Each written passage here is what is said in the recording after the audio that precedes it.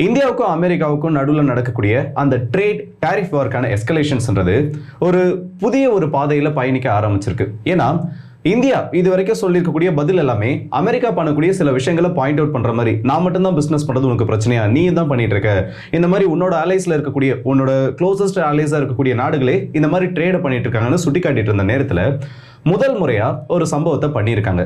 ஒரு 3.2 பில்லியன் அளவில் 6 P-8 Poseidon aircrafts maritime சர்வேலன்ஸ்க்கு யூஸ் பண்ணக்கூடிய இந்த ஆன்டி சப்மரைன் வார்ஃபேருக்கு பயன்படுத்தப்படக்கூடிய அந்த விமானங்களை வாங்குறதுக்கான ஒரு ஒப்பந்தத்தை இப்போ நாங்கள் ஹோல்ட் பண்ண போகிறோம்.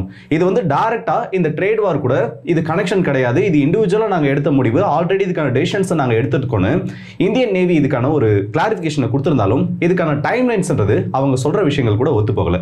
ஸோ இதை பற்றின செய்திகளையும் இந்த ட்ரேட் வார் சம்மந்தப்பட்ட சில முக்கியமான தகவல்கள், ஏன்னா நிறைய கான்ஸ்பிரசி தியரிஸ் இதுக்கு பின்னாடி நிறைய ஃபேக்கான விஷயங்களும் சர்க்குலேட் ஆகிட்டு இருக்கு, அது எல்லாத்தையும் இந்த ஒரு பதிவில் பார்த்துடலாம்.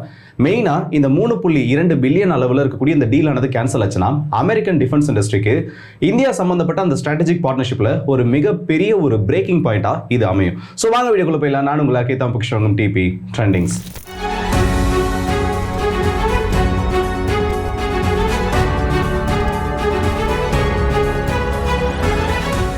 ட்ரம்போட இந்தியாவுக்கு எதிரான இந்த டாரிஃப் வார் இப்போ 25% ஆரம்பிச்ச அந்த பிரச்சனை 25% வரைக்கும் நாங்கள் இன்க்ரீஸ் பண்ண போறோம்னு சொன்னது இப்போ 50% நின்று இருக்கு. இன்னைக்கு ஆகஸ்ட் மாதம் 7ஆம் தேதி. அப்படின்னா இன்னையில இருந்து இது எல்லாமே அமலுக்கு வந்துருமா? அப்போ இன்னையில இருந்து இந்த 50% டாரிஃப்ன்றது இந்தியன் குட்ஸ் மேல அமெரிக்கன் மார்க்கெட்ல அதிகப்படுத்தப்பட்டுருமான்னு கேட்டீங்கன்னா 50% சொல்லக்கூடியது அமல்படுத்தப்படுறதுக்கான அந்த கையொப்பமானது ட்ரம்ப் அவர்களால் இடப்பட்டிருக்கிறது.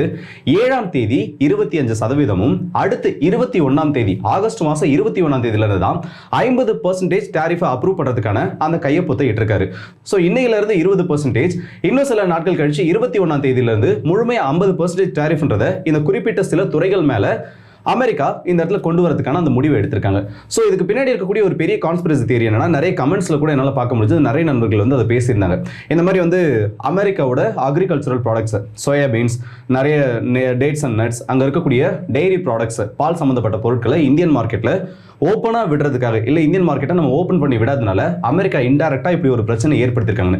ஆக்சுவலாக இது நிறைய அனலிஸ்டால பேசப்படக்கூடிய ஒரு தியரி தான். ஆனால் இதுக்கான எவிடன்ஸோ இல்லை ப்ராப்பரான சில அது கன்க்ளூசிவ் எவிடன்ஸ்ன்றது கிடையாது. ஆனால் இதை நம்ம சுத்தமாக ஓரத்தில் இடவும் முடியாது. ஏன்னா ட்ரம்போட அட்மினிஸ்ட்ரேஷன் இதுக்கு முன்னாடி அமெரிக்கா நம்ம மேலே ஏற்படுத்தக்கூடிய அந்த ட்ரேட் சம்மந்தப்பட்ட பிரச்சனைகள்லாம் பார்த்தோன்னா அதுக்கு பின்னாடி மறைமுக காரணங்கள் நிறைய இருக்கும். அந்த மாதிரி இது இருக்கிறதுக்கான ஒரு காரணம் இருக்குது. ஏன்னா கம்ப்ளீட்டாக இது நம்மளால ஒதுக்கி வச்சிட முடியாது, இதெல்லாம் ஒரு ரீசனே இல்லைன்னு சொல்லிட்டு. ஏன்னா இப்போ வரைக்கும் இந்தியாவோட அக்ரிகல்ச்சரல் மார்க்கெட்ஸில் வெளிநாடுகள்ல இருந்து இம்போர்ட் பண்ணக்கூடிய பொருட்கள்ல இதுக்கு பின்னாடி நிறைய பிரச்சனைகள் இருந்தாலும் அங்கிருந்து நிறைய ப்ராடக்ட்ஸ்க்கு நம்ம லிமிடேஷன்ஸ்ன்றதை செட் பண்ணி வச்சிருக்கோம். ஸோ அமெரிக்கா இப்போ அவங்களோட அக்ரிகல்ச்சரல் ப்ராடக்ட்ஸ் இந்த இடத்துல விற்கணும்னு நினைச்சாங்கன்னா அதுக்கும் நிறைய லிமிடேஷன்ஸ் இருக்கு. அதுக்கு பின்னாடி ஏகப்பட்ட டாக்ஸ் ஆனது இருக்கு. இந்தியன் மார்க்கெட் இந்த இடத்துல நம்ம ஓப்பன் பண்ணி விடாதனால இதுக்கு அமெரிக்கா எடுத்திருக்கக்கூடிய ஒரு முடிவா சொல்றாங்க. ஆனால் இது பத்திக்கு ஒரு தியரியா மட்டும் தான் போயிருக்கு. இந்த P-8 Poseidon ஏர்கிராஃப்ட்கான அந்த ஒரு டீலை பத்தி பார்த்தோம்னா 2008 காலகட்டத்தில இருந்து இதை வாங்குறதுக்கான ஒப்பந்தம் மேற்கொள்ளப்பட்டு முதல் ஏசியன் கான்டினென்ட்ல இருக்கக்கூடிய கஸ்டமரா நம்ம தான் ஃபர்ஸ்ட் ஃபாரின் பையர் நினைக்கிறேன். இந்த ஏர்கிராஃப்ட்ஸ் நம்ம வாங்கியிருந்தோம் 2008, 2009, 2012, 2016 சொல்லிட்டு ஒரு 4-5 முறை இதுக்கான முக்கியமான சில எக்யூப்மெண்ட்ஸை ஷேர் பண்றது, அந்த விமானங்களை கொண்டு கொடுக்குதுன்னு சொல்லிட்டு அமெரிக்கா கூட நம்ம ஒரு பெரிய டீலை மேக் பண்ணி வச்சிருக்கோம். இப்போ வரைக்கும் பார்த்தோன்னா 12 P-8 Poseidon ஏர்கிராஃப்ட்ஸை நம்ம பயன்படுத்தியிருக்கோம். அந்த அளவுக்கு இது ரொம்ப முக்கியமானு கேட்டீங்கன்னா கண்டிப்பா தேவைதான். ஏன்னா இந்தியன் ஓஷன் ரீஜன் IORனு சொல்லுவாங்க. இதுல சீனாவோட நடமாட்டத்தை கண்காணிக்கிறதுக்காகவும் சீனாவோட சப்மரைன்களை இந்த இடத்துல ஒரு செக் பாயிண்ட்டுக்குள்ள வைக்கிறதுக்கும் நமக்கு P-8 Poseidon ஏர்கிராஃப்ட்ஸ்ன்றது கண்டிப்பா தேவை. இதுக்கு கவுண்டர் கொடுக்குற மாதிரி நம்ம கிட்ட இண்டிஜினஸ் சிஸ்டம்ன்றது கிடையாது. அப்படி இருந்தாலும் நம்ம இப்போ டெவலப்மெண்டல் ப்ராஜெக்ட்ல தான் இருக்கோம். உலகத்துல நிரூபிக்கப்பட்ட ஒரு P-8 Poseidon ஏர்கிராஃப்ட்டுக்கு எதிராக நம்ம கிட்ட இந்த இடத்துல ஒரு பெரிய ப்ராஜெக்ட் ஆனது கிடையாது. அப்படி இருக்கப்போ நம்மளோட எல்லைகளை பாதுகாக்கிறதுக்காகவும் சைனாவை இந்த இடத்துல கவுண்டர் பண்றதுக்கும் நமக்கு இந்த ஏர்கிராஃப்ட்ஸோட தேவைன்றது மிக மிக முக்கியமானது. அப்புறம் ஏன் இப்போ இந்த டீலை வேணாம்னு சொல்லியிருக்காங்க? இந்தியாவோட நேவி சொல்லியிருக்கக்கூடிய பதில இப்போதைக்கு நாங்கள் இதை ஹோல்ட் பண்றோம்னு ஒரு வார்த்தையை சொல்லியிருக்காங்களே தவிர இதுக்கான காரணங்களை சொல்லல. ட்ரேட் வாரியும் சில இடத்துல மென்ஷன் பண்ணியிருக்காங்களே தவிர கம்ப்ளீட்டா இது இல்லை நாங்கள் இந்த ஒரு காரணத்துக்காக தான் இந்த டீலை ஹோல்டில் பண்ணி வைக்கிறோம் எந்த ஒரு ரீசனையும் சொல்லலையே. இதுக்கு பின்னாடி இருக்கக்கூடிய காரணம் என்னன்னு கேட்டிங்கன்னா, ஆக்சுவலாக நம்ம ஆல்ரெடி ஒரு 12 ஏர்கிராஃப்ட்ஸ் வச்சிருக்கோம்ல, இதெல்லாம் அப்போ காலகட்டத்தில் ஒரு 1.2 பில்லியன் 2.5 பில்லியன் சொல்லிட்டு அந்தந்த காலகட்டத்துக்கு ஏற்ற மாதிரி சின்ன சின்ன டீல்ஸ் மேக் பண்ணி ஒரு 3 விமானங்கள்ன்ற மாதிரி பேட்சாக வாங்கிட்டோம்.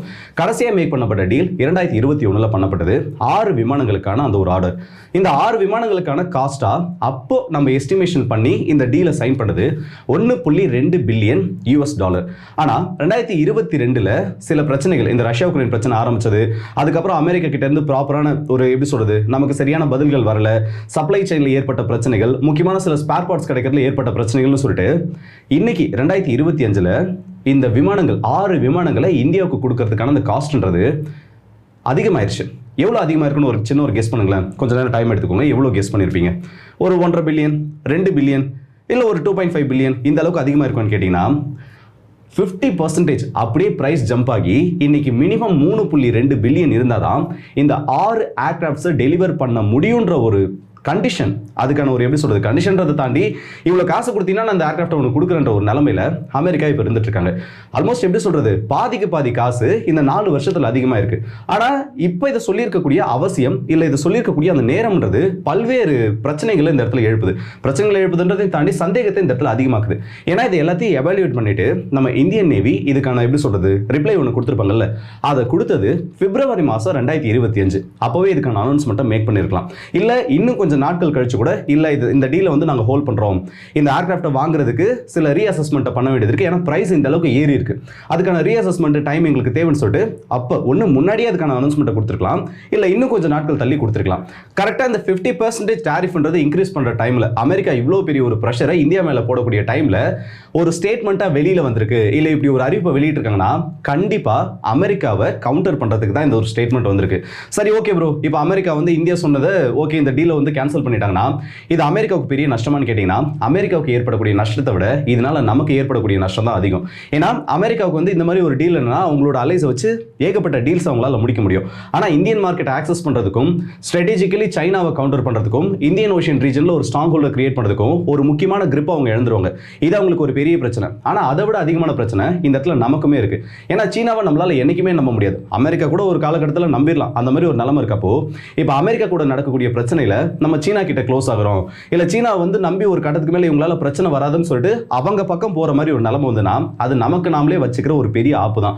ஸோ இந்த P8 ஏர்கிராஃப்ட்ன்றது, இந்த P8 பொசைடன் ஏர்கிராஃப்ட்டை நம்ம ஹோல்ட் பண்ணி வாங்கினா நல்லா இருக்குமே தவிர இந்த டீலை ரிஜெக்ட் பண்றது நமக்கு தான் இந்த இடத்துல பேக் ஃபயர் ஆகும். ஏன்னா 12 விமானங்கள்ன்றது இந்த இடத்துல போதுமானது கிடையாது. இந்திய பெருங்கடலை கம்ப்ளீட்டா கண்காணிக்கணும்னா அட்லீஸ்ட் இந்த 18 விமானங்களாவது தேவை. அதோட தேவையை உணர்ந்து, ஏன்னா ஆல்ரெடி நிறைய இடத்த ப்ரூவ் பண்ணிருக்கு 40,000 ஃபிளைட் ஹவர்ஸ்க்கு மேல இந்த விமானத்தினால சர்வீஸ்ல இருக்க முடியும். இது எல்லாத்தையும் காரணமா வச்சு தான் இந்தியன் நேவி இப்படி ஒரு ரெக்வஸ்ட்டை வச்சிருந்தாங்க. ஆனால் அவங்களே அதை ஹோல்ட் பண்ணியிருக்காங்கன்னா இப்போ எந்த அளவுக்கு எக்ஸ்டர்னல் ப்ரெஷர் மவுண்ட் ஆயிருக்கு, எந்த அளவுக்கு நம்ம இந்தியாவுக்கும் அமெரிக்காவுக்கும் நடுவில் ரிலேஷன்ஷிப் ஆனது ஸ்ட்ரெயின் ஆகிருக்குன்றது ரொம்பவே தெளிவாக தெரிஞ்சுக்க முடியும். ஆனால் இதில் ட்ரம்ப் பண்ணக்கூடிய ஒரு விஷயம் இந்தியாவுக்கும் சைனாவுக்கும் நடுவில் ஒரு பெரிய ஃபேவரிசம் இப்போ பண்ணியிருக்கு. கால்வான் கிளாஷுக்கு அப்புறமா அதுக்கு முன்னாடி இடைப்பட்ட சில காலத்துல இருந்து இந்தியாவோட பிரதமர் சீனாவுக்கு போனது கிடையாது. முக்கியமான சில அதிகாரிகள் மட்டும்தான் அங்கே நடக்கக்கூடிய சில முக்கியமான மீட்டிங்ஸ்க்கு போயிருந்தாங்க. ஆனால் இப்போ இந்த அளவுக்கு பிரச்சனை அமெரிக்கா ஏற்படுத்தியிருக்கப்போ சீனா, இந்தியா, ரஷ்யா இந்த 3 நாடுகளும் அவங்களோட கூட்டணியை நெருங்க ஆரம்பிச்சிருக்காங்க. சீனாவை நம்பி போகிறது எனக்கு தெரிஞ்சு நல்ல விஷயம் கிடையாது. ஏன்னா என்னைக்கா இருந்தாலும் அந்த பாம்பு நம்மளை கொத்தியே தீரும், இல்லை அந்த பாம்பு நம்மளை கடிக்கிறதுக்கு தேவையான எல்லா முயற்சிகளையும் பண்ணும். இந்த பக்கம் நம்ம பேலன்ஸ் பண்ணுற பேரில் சீனா பக்கம் அதிகம் சாயாமல் இருக்கிறதே நல்லது. ஏன்னா அமெரிக்காவோட இந்த ட்ரேட் வார், இந்த டாரிஃப் வார் எல்லாமே கூடிய சீக்கிரத்தில் முடிஞ்சிடும். மிஞ்சு போனால் சில மாசங்கள் மட்டும்தான் இதனால ஏற்படக்கூடிய அந்த பாதிப்பானது இருக்கும். ஆனால் நம்ம சைனாவை நம்பி ஒரு டீலை மேக் பண்ணுறோம், இல்லை சைனாவை நம்பி சில விஷயங்கள் நம்ம காம்ப்ரமைஸ் பண்ணிக்கிறோம்னா அதுக்கான பலனை பல வருஷங்களுக்கு நம்ம இந்த இடத்துல அனுபவிக்க வேண்டியது இருக்கும். இதுக்கு வரலாறுகள் எடுத்து பார்த்தோன்னா அதில் ஏகப்பட்ட உதாரணங்களானது கிடைச்சிருக்கும். ஸோ இப்போதைக்கு அமெரிக்கா பண்ணக்கூடிய பிரச்சனை சீனா, ரஷ்யா, இந்தியா இந்த 3 நாடுகளையும் எப்பயும் இல்லாத அளவுக்கு ரொம்ப இணக்கமா செயல்பட வச்சிருக்கு. இப்போ ரஷ்யாவை பொறுத்த வரைக்கும் நமக்கு பெருசா பிரச்சனை கிடையாது. ஏன்னா அவங்களும் நம்மளும் எல்லையை ஷேர் பண்றதுல ரஷ்யா நாளைக்கு வந்து இந்தியாவை அட்டாக் பண்ற மாதிரி ஒரு நிலைமையும் வரப்போறது இல்லை.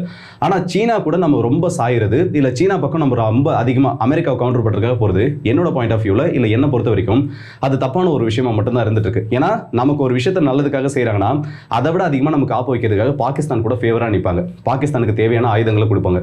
ஸோ இதை கவுண்டர் பண்றதுக்கு இந்தியா என்னெல்லாம் முடிவு எடுக்க போறாங்க, இல்ல இது எப்படி இந்த ஆக்ட் ஆஃப் பேலன்ஸ் சொல்லுவாங்க அதை எப்படி பண்ண போறாங்கன்றத வரப்போற வீடியோஸ்ல ஒன்னொன்னா பார்ப்போம். இதுக்கு நடுவில் ரொம்பவே ஒரு முக்கியமான விஷயம் ஒன்று கிடைச்சிருக்கு. இல்ல டாபிக் வேண்டாம், அடுத்த வீடியோவில் நான் சொல்றேன். அது வரைக்கும் அது என்ன டாபிக் இருக்குன்னு கெஸ் பண்ணிட்டு இருக்கேன். ஸோ இந்த வீடியோ பற்றி உங்களோட கருத்துல கமெண்ட் செக்ஷன்ல சொல்லுங்க. அடுத்த வீடியோஸ் இப்போ மதுரை விருது உங்கள் எல்லாருக்கே